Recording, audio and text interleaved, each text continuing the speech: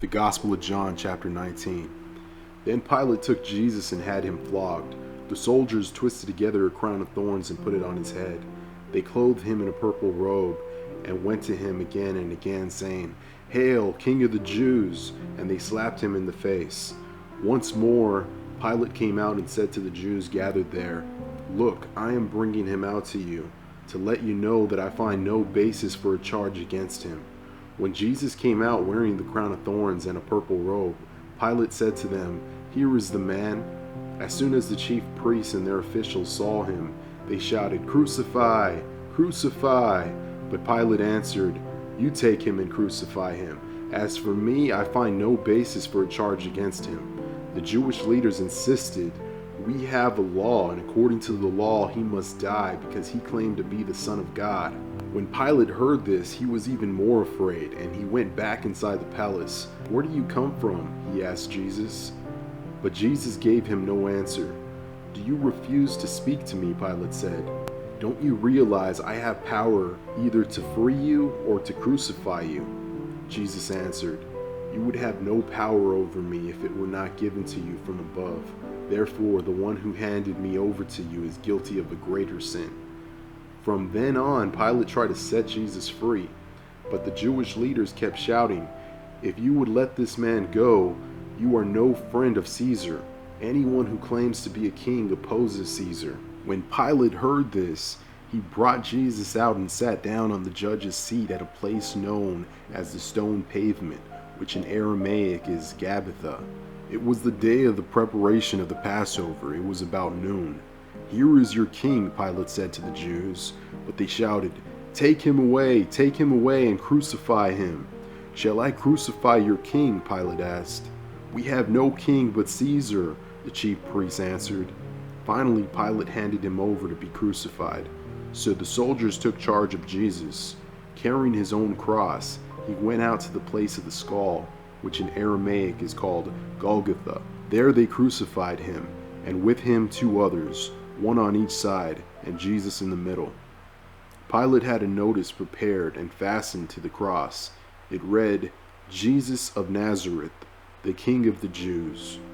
Many of the Jews read this sign, for the place where Jesus was crucified was near the city, and the sign was written in Aramaic, Latin, and Greek. The chief priests of the Jews protested to Pilate, "Do not write the King of the Jews, but that this man claimed to be the King of the Jews." Pilate answered, "What I have written, I have written." When the soldiers crucified Jesus, they took his clothes, divided them into 4 shares, one for each of them, with the undergarment remaining. This garment was seamless, woven in one piece from top to bottom. "Let's not tear it," they said to one another. "Let's decide by lot who will get it." This happened that the scriptures might be fulfilled that said, "They divided my clothes among them and cast lots for my garment."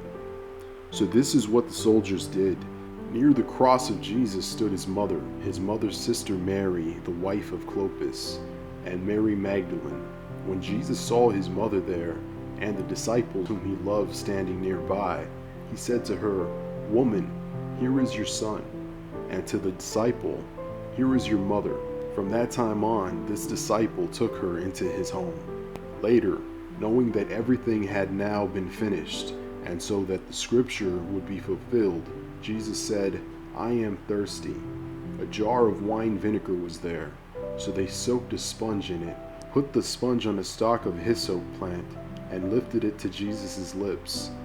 When he had received the drink, Jesus said, "It is finished." With that he bowed his head and gave up his spirit. Now it was the day of the preparation, and the next day was to be a special Sabbath, because the Jewish leaders did not want the bodies left on the crosses during the Sabbath. They asked Pilate to have his legs broken and the bodies taken down. The soldiers therefore came and broke the legs of the first man who had been crucified with Jesus, and then those of the other. But when they came to Jesus and found that he was already dead, they did not break his legs.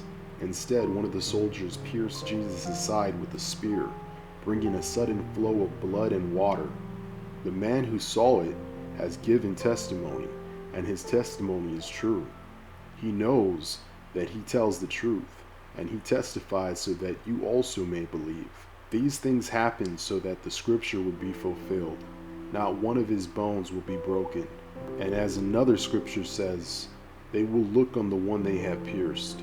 Later, Joseph of Arimathea asked Pilate for the body of Jesus. Now, Joseph was a disciple of Jesus, but secretly because he feared the Jewish leaders. With Pilate's permission, he came and took the body away. He was accompanied by Nicodemus, the man who earlier had visited Jesus at night. Nicodemus brought a mixture of myrrh and aloes, about 75 pounds. Taking Jesus' body, and the two of them wrapped it with the spices and the strips of linen. This was in accordance with the Jewish burial customs. At the place where Jesus was crucified, there was a garden, and in the garden a new tomb, in which no one had ever been laid, because it was the Jewish day of the preparation, and since the tomb was nearby, they laid Jesus there. And this is the end of chapter 19.